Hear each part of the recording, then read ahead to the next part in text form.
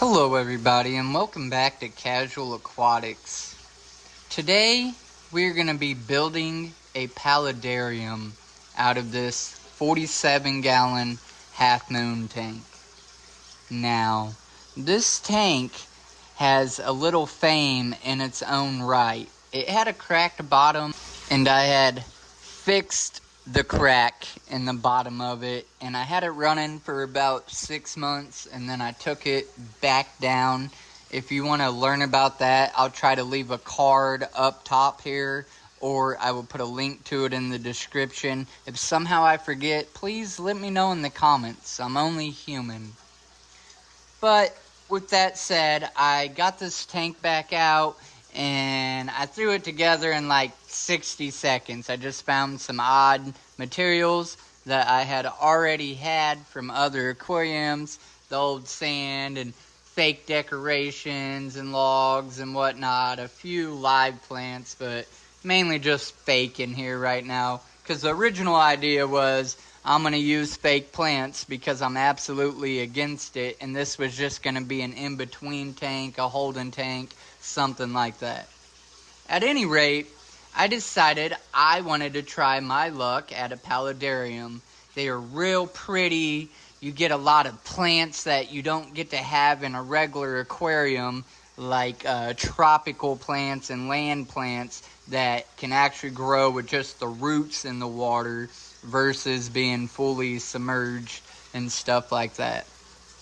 I also think this is a really cool tank to try doing a paludarium with, because it has the flat back and then it has that boat out front so you can really see.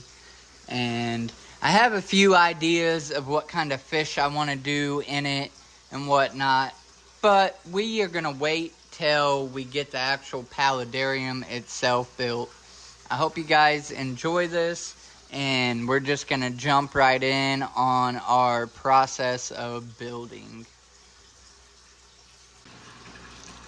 So everything that I use in this build, if there's a link, if I got it off of Amazon or something like that, it will be in the description below, so you can find that item. Most of the items you don't even have to get off of Amazon. You can get at your local hardware store, your local fish club, your local fish store. From here on out, I am going to briefly explain the step that I am doing, and then show a little bit of that process, and then I'm going to finish it, and then I'm going to move to the next step, and so on and so forth, just so that it's painless for you, the viewer, and for me, the creator, trying to get it done. So with that said, allow me to back up a little bit here. What you see here is known as an egg tray divider. They're plastic. I got mine on Amazon. Again, there will be a link. Now, if you look at the size, let me back out here a little bit. Well, maybe. I don't know if it's going to let me. The ones I got were 12 by 12. And if you see, they don't quite fit. Now, you can bend it and get it to go in here. The size on my tank don't matter because your tank might be different. You might not have this tank. Just buy some of this stuff, get you some handy dandy snippers, cutters, something that's going to cut through plastic, and you're going to have to size it down depending on your build anyhow.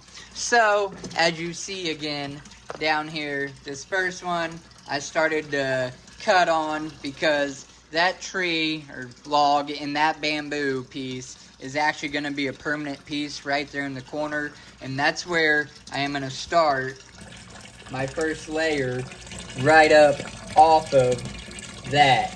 That's only part of where it's going to fasten.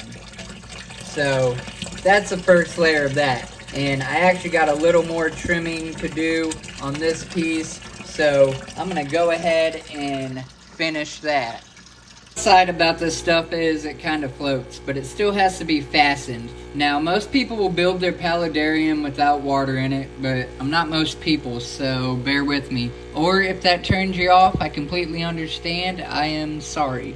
At any rate, I know and have confidence that how I want to do it, it makes sense to have some water, because I want to know where my level is where I want to float it, and I'm actually going to have plants on this first layer, so it does have to be fastened to know where it's going to sink down and stuff like that. However, I got that trimmed off, and I'm about to do the next step. Now, if you're going to do this like this, you're going to need to get you a piece of styrofoam, okay?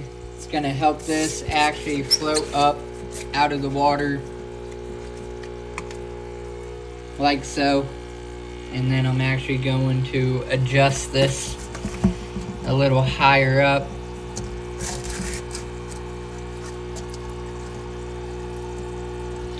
Now the next step of this is I actually need to measure the back of this, which I don't have a tape measure on me. I'm just going to use one of these squares which are at 12 inches. And I know I need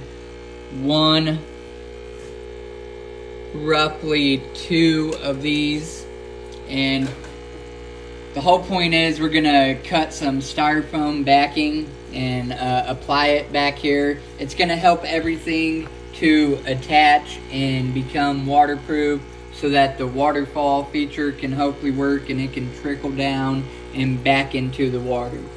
You're gonna need some foam board. You can get this at any hardware store. And you obviously probably don't need this big of a sheet. But this whole sheet was only $20. It leaves room for errors and other projects. This is going to go on the back of the tank in order to help stuff attach to. I will be obviously measuring this and cutting it down to size. Alright, so I have my piece of foam cut. As you can see, it could have been a little bigger, it could have been a little deeper, but it's okay. It's going to work for what I need it to. I'm not upset, not one little bit. Now, at first I was like, man, I need to move this light. But I'm going to use the light to my advantage. The little clip here is actually allowing this to wedge up there so that I can take some DAP3 silicone and put along the edge of this right here on top to kind of help fasten.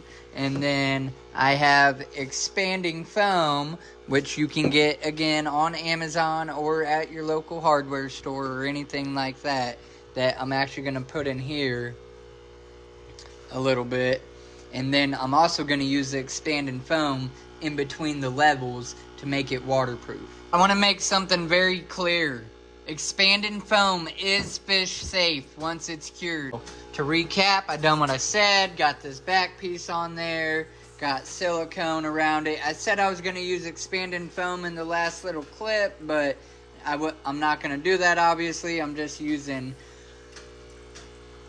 silicone, and that's that. Then I got right here on this pole attached to that egg crate is fishing twine.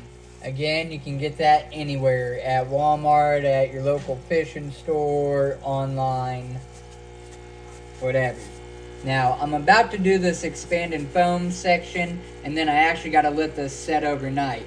So, I got this here little piece of foam that I am actually going to hold under this when I spray the expanding foam, and hold it there until it actually starts to dry and form. But I wanted to show you guys that because I'm sure you guys was going to ask otherwise or wonder, well, how did he spray that foam and not get it into the water? So I done that and attached that first piece to the wall and then kind of to the tank here. And I added this rock under it to kind of help brace it up. And then I just kept stair-stepping my pieces into this. And then I got this whole mass of expanding foam 2 days later, just fully dry. Now the fun part is carving all of this back down and to the right shape and size that you want. I didn't allow myself a whole lot of space. You're gonna get to see a whole lot of, fish and waterworks, and I'm gonna try to get some lights in there, but I got this hole right here. That's pretty much all I need. And again, I'm going to cut some of this back. So this is actually going to get bigger over here. We're going to cut out a hole made exactly for heaters to go down into. And then I do got a small opening over there.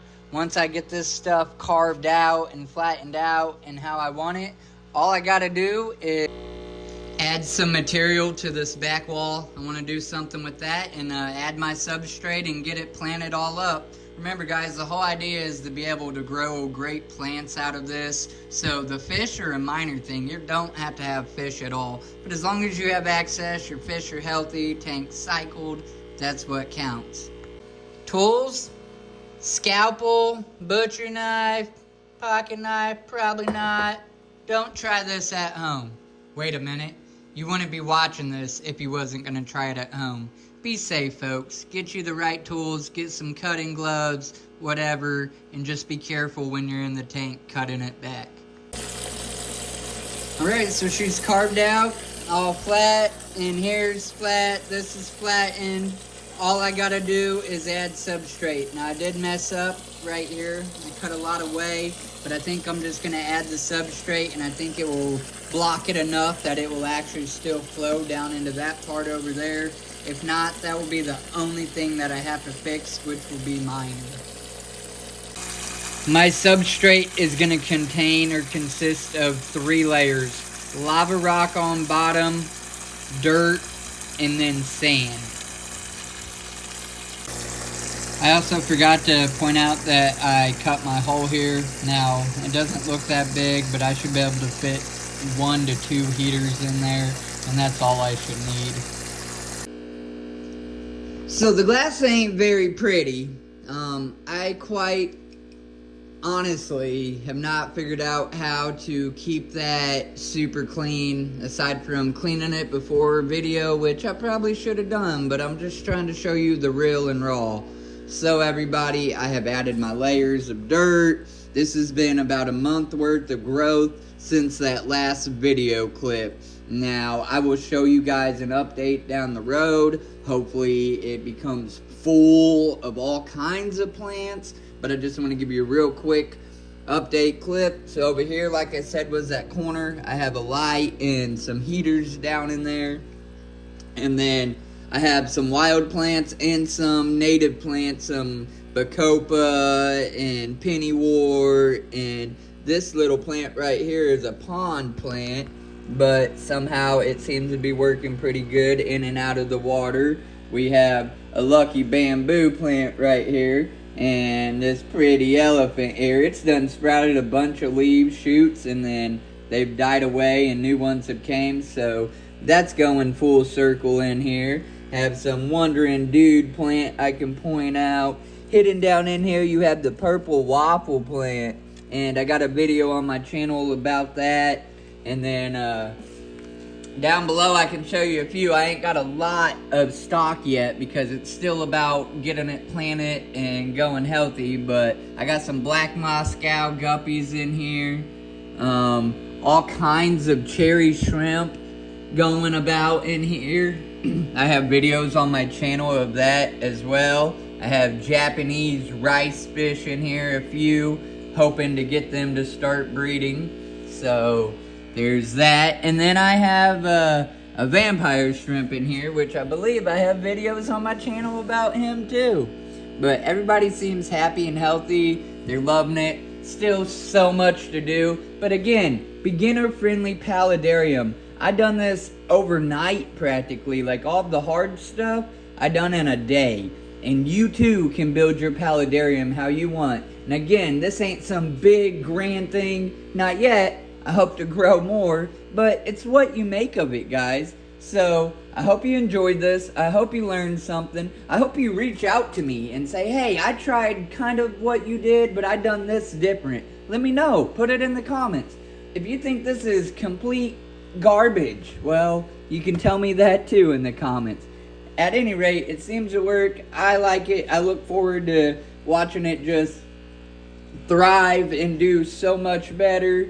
I mean, I even got wild grass growing in here, so I'm doing something right.